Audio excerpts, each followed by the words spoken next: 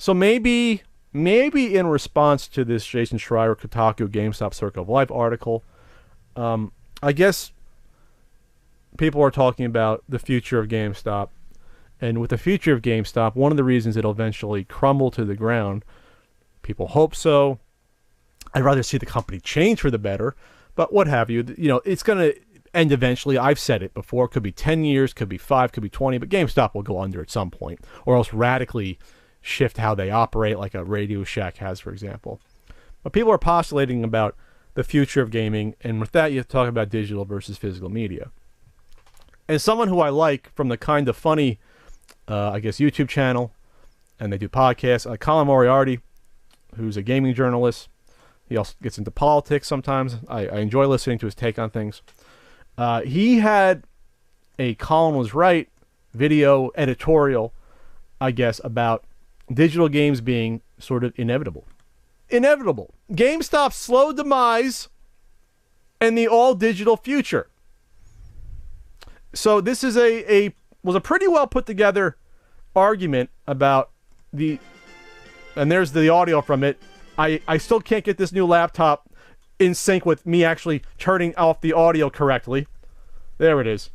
But what Colin argues in this 14-minute, 30-second editorial is that GameStop's going to be dead in the future, which I agree with, by the way.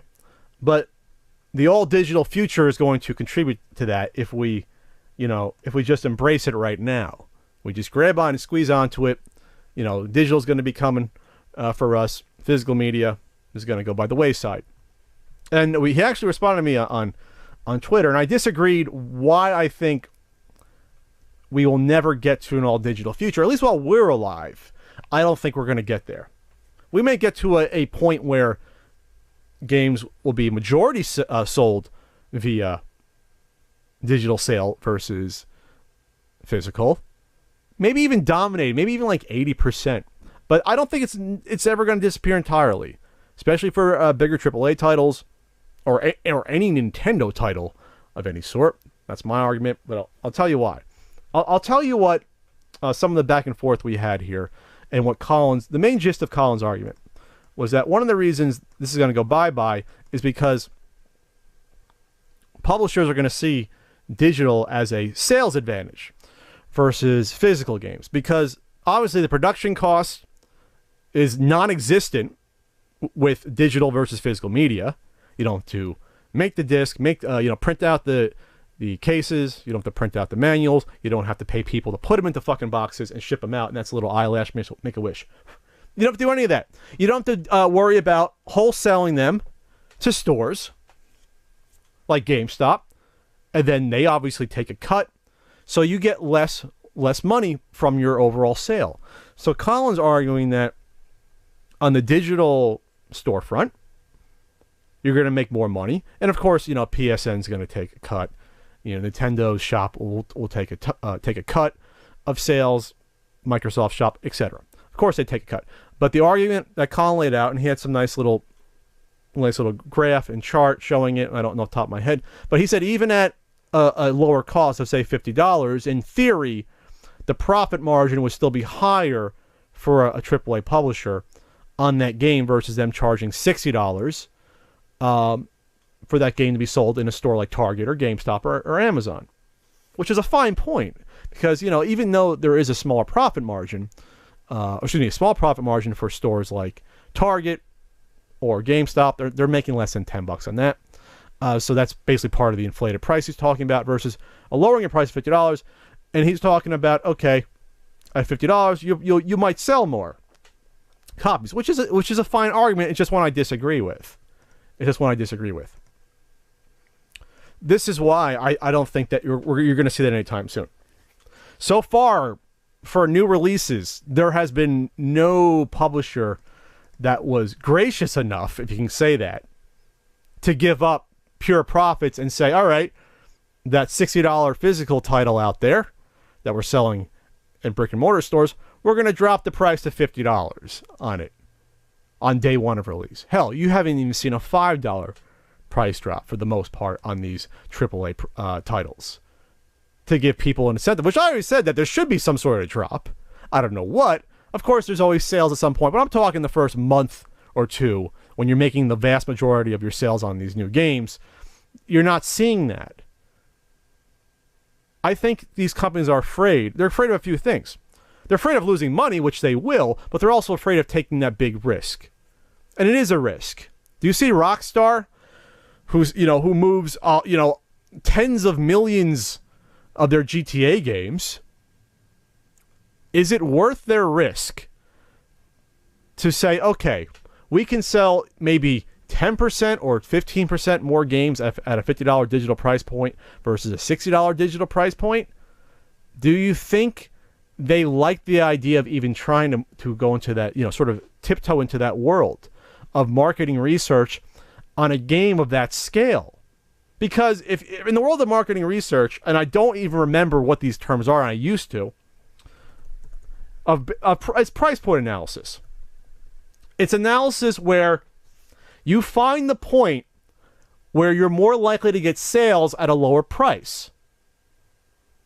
Which makes sense. And companies do that. If companies are selling peanut butter, and if they can sell, say normally the jar of peanut butter is $3.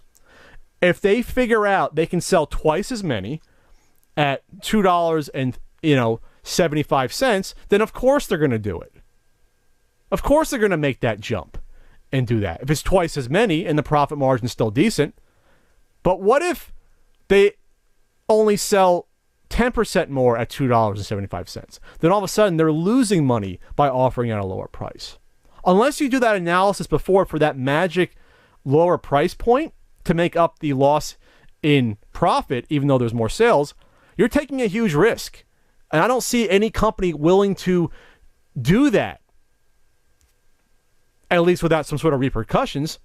Because what happens if you are you're a CEO at a company that's publicly traded, or even not, a private company, you're a higher up, and all of a sudden your profits take a fucking wash and take a bath compared to what they did last time because you decided to go to that lower price point of $10 less on digital. Your gambit is that the people buying all the physical copies are going to just rush into the digital one. But what if they don't know about that digital game for that lower price point? People at GameStop are saying pre-order at 60. People at GameStop ain't going to tell them. Target's not going to tell them. Walmart's not going to tell them. So either they found out on their own about that new Madden game being offered for less money with $10, which I don't think is going to happen anyway, because again, they're giving up pure profits. But there's no guarantee you're going to push those people there and get them over there. All the commercials on TV, and all the promotions for, pre-order WWE 2K17 and unlock Goldberg, those incentives come from the fact that there's partnerships with brick and mortar stores. When I got LA Noire, I think I ordered was it the GameStop version or the Target version, which offered a couple of free missions that were thrown into that version or not. So I think there's always going to be incentives because of these relationships with these retailers you don't want to piss off. Now, eventually they're going to be gone anyway, but they got to work with each other still right now. Even though the publisher's still going to make their money with physical, even though the profit margin may be higher, even at a lower cost digital, they still got to sell a mass amount to these people here in these brick and mortars. And that's not going to change anytime soon. I just don't see it happening. Never mind the fact that the huge advantages of owning a physical game versus digital, it's not even close. And this is even taking account. We'll even take into account the fact that in theory, we'll say 80 years from now, you can get a $10 discount on a AAA title at $50 versus $60. All right. So in your head right now, you have $10 in your wallet. Where's my wallet? I'm wearing lounge pants that I don't have my wallet on. Okay. You have an extra $10 in your pocket right now because in theory you bought GTA 8, the Coney Island Adventure DLC add-on included. I don't know. You bought GTA 8 for $50 instead of $60 like your idiot friend did at GameStop. Or now it's just Radio Shack. Radio Shack bought out GameStop in 2028. So you have the extra $10 in your pocket Is it worth what you're giving up? Is it worth the fact that, say you get the Coney Island DLC version of GTA, you don't like it. If you have that digital version, what are you going to do? Can you easily sell that version? Can you return it? No, you cannot. If you have a physical version, you can throw it right up on eBay or Amazon and get a good chunk of your money back. Depending upon the game, you can get 90 to 95% of that profit back, the entire portion of the retail price, especially in that first couple weeks when games are getting blown out at $60 and you put up at $54, $55, you get that money back minus, the 13% PayPal fees, but it's not a total loss there. You can't do that. You already that $10 in your pocket, it's already gone from buying that digital one. Now you can say, yeah, they're going to figure out how to do digital resale and trade-ins. Yeah, okay. They haven't yet. Remember the debacle of the Xbox One? When they were saying, oh yeah, we're going to DRM all our games, but you can trade them with your friends and you can share them. That went over well. So well that within a day and a half at E3, Microsoft about faced on the entire thing because the backlash was extreme. Because you're looking at an awful form of DRM if you want to do that. And then, do you think the publishers will want to do that? Will the publishers easily say, yeah, we're going to allow people to trade their digital games to each other instead of having our shops open where they can just buy more versions of that digital game? What do you think is the most likely scenario? Or if they allow the resale, they're going to take another chunk out of that. They'll say, yeah, we'll allow you to sell back that game you bought for $50, but we're only giving you $10 credit for it. Versus you having the disc yourself, and you can just sell whatever you want, because that's what we've done, that's what's smart, and you have full control of the media you bought. That's not worth the $10 to me. It probably isn't to you either. It just isn't. And even talking about trading games, like I said, can't do that easily without physical. Letting someone borrow your game, think they'll figure that out for digital? What if you want to even just give it to your friend for the night? If anyone out there can have a nice plan laid out digitally, how that could even come to even half the advantage of physical media, I'm all headphones. I'm all ears to listen about how we can accomplish that without the publishers getting involved, or without Sony or Microsoft or Nintendo taking a massive cut of all that action. Because right now at physical, we're cutting all the big corporations out of what we do with our media. We have total freedom with physical media to do what we want. So I think that alone is going to, I strongly hope, because I will be on the front lines of that one, will obstruct the all-digital game revolution being inevitable. Because if there was a huge backlash against it only a handful of years ago, or less than a handful, I expect that to happen the next time it's attempted, if it even is. I expect that. So yeah, let's see. A couple of notes here. Companies won't give up their profits willy-nilly. No, they won't. They won't do that. They'll say, the board member at EA is not going to go, oh yeah, we're going to lower our cost of, our price of $50 because we're going to be nice guys and do that. Well, they won't do that. They want their monies. They have stockholders. They have stock prices. This isn't lemonade stand time. This is big business. Not saying we win because of that. We don't. But this is another reason why it's not going to happen that easily. Or if it does, you're not going to win out, consumer. You're going to lose if we go to all digital games, which is why I don't think it's going to happen, because we're going to fight against it. You're also saying goodbye to a used game market. Again, I don't see a digital used game market happening. The used game market is sort of the budget gamer's paradise, because you can walk into your GameStop or your Luna Video Games a year from now, 2 years from now, 3 years from now, and buy a cheap game and try it out on a whim for $10 or $5. If it was a popular title like, what does Metal Gear Solid 5 go for nowadays? A game that people like that game, right? PS4 Metal Gear Solid 5. I can buy Metal Gear Solid 5, The Phantom Pain, Right now, buy it now for $13.44. One of the bigger games on the PS4. Could I buy it for that cheap? First of all, could I buy that cheap on the digital store at this point? Probably not. Probably not.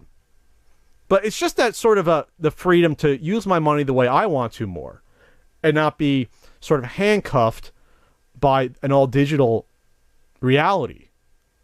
I just don't like that idea. Yeah, of course, again, there's always sales, but could I do that? Could I walk to the flea market and find a digital game for $1 or $2 that someone just wants to get rid of? No.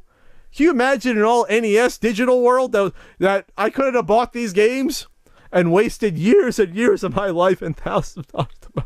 But anyway, do you imagine? You can't imagine that. That's an awful reality in the future. Which brings me to my next point. Speaking of ugly gray carts, game preservation. I think there's a minor pushback now in terms of the reality we now are with mobile games that are shut off and now locked down on individual phones that you have to find in the future. You know, games that EA have. E and I spoke about I think 1 or 2 EA games that are gone now. You can't get anymore. You can't download or are tied to servers. But is that another reality you want to be in, that you then have to hunt down in the future to play certain PS4 games or PS5 games or Wii U games? You'll have to search out certain consoles that have these only downloaded games on that console itself. That sounds fucking awful. Now, yes, you'll say, well, Pat, with new games, you got to buy them and download shit anyway. I understand that. But I think that's a scenario we're going to get around, and I think in the future, 10 years from now, they're going to allow servers to exist where you can download that information to have them function at least. At least function. But there's plenty of games out there, even in the modern generation, where you can pop it in and just play it. Because a lot of the downloads for a lot of these titles, don't happen right away. We're not talking about, of course, Ubisoft games where the whole game comes out and you have to patch it. But I think we're going to get around that, where you still have to have that disc there and you can still experience some portion of the game. I could be wrong, but I still see that happening. Nintendo's usually all right about that, but then again, I haven't bought a new Nintendo game since Mario Kart 8. You also got to worry about, in a digital-only world, the fact that you are using bandwidth to push these games to people, and of course to download them. And unless we get to some sort of future where there's fiber optic cable everywhere, that's going to be a big disadvantage of people that live in rural areas, developing areas, transitioning from third to second world countries or second to first world countries, where you don't have a healthy infrastructure, where physical games is really your only choice, because you either don't have the speed to download something that's 10 gig in size, or going to take you 3 weeks, or you don't have the bandwidth. Or what if you have a data cap? What if you have a data cap? And data caps exist right now, even if you have a good service. So these are not good it's not a good option. I mean, you'll get to all digital maybe if you say, yeah, we're going to be connected everywhere. But there's always going to be situations where it'd be advantageous to go physical. What about the military? Even just in our country, let alone other countries. We have like 1 million people in our military. And some of them, they go on ships somewhere, forward operating bases in deserts over there in the Middle East. And they want a game too. They have the right to do that. What's easier? For people like them, what are their choices? They want to get a new game. They grab a few discs, they go. Otherwise, they got to have everything preloaded on their console, and they might be out there in deployment for a year. What if something comes out? They can't get it mailed to them. They got to download it, and they have no internet in the desert somewhere. Or their internet's so fucking slow they can't do it. These are realities we're living with right now that if you think they can be solved, if you think we can solve them easily, and you can guarantee a lower price point for all these games to make it worth the fact that I'm giving up the freedom to do what I want with my physical media I bought and to sell it later or to trade it or let someone borrow it, again, I'm all ears, but I don't see it happening. I just picked up a pretty mediocre game called Die Hard. I just don't see it happening. There is my buddy Chris Kohler, friend of the podcast, because he's friends with Ian too, from Wired, previously of Wired. I think unfortunately he was let go. He tweeted an article during this conversation in 2013. A study, killing used games could be profitable or suicide. And the study that was done by marketing professors of the New York University Stern School of Business and someone from the University of Toronto's Rotman School of Management, that's a bad name for a school of management, Rotman, was called Dynamic Demand for New and Used Durable Goods Without Physical Depreciation, the Case of Japanese Video Games. So it went over the fact that, video game producers have long seen used games as a threat to them because they see it as lost profits for people not using that money that would go into used games to buy new ones. But there's no guarantee that would actually even happen, though, because they could either not just buy those new games if there was no used game market. They don't have the money to do it for reasons I just stated.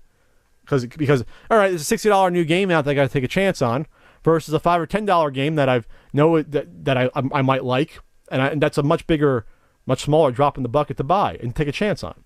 It also is a return of your dollar, which is what I said, and which is what this study said, because the used goods market, in quotes, provides owners with an opportunity to sell their products. They get the money back so they can rebuy your shit, publishers. So you're not losing money. You're actually gaining new customers by selling us physical media. I can buy GTA, what was I saying? GTA 18, 17, 2028. I can buy that game, sell it for $40, and then have the money then from that sale, which you didn't lose money on. I sold it to someone else. I can now buy Calvin Ball 2029 by EA. Yes, a Calvin Ball game will be out by then. I will make it.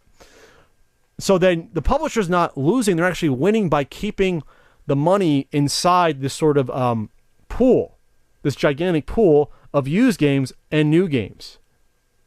So that's a great point as well that I think I stated before previously.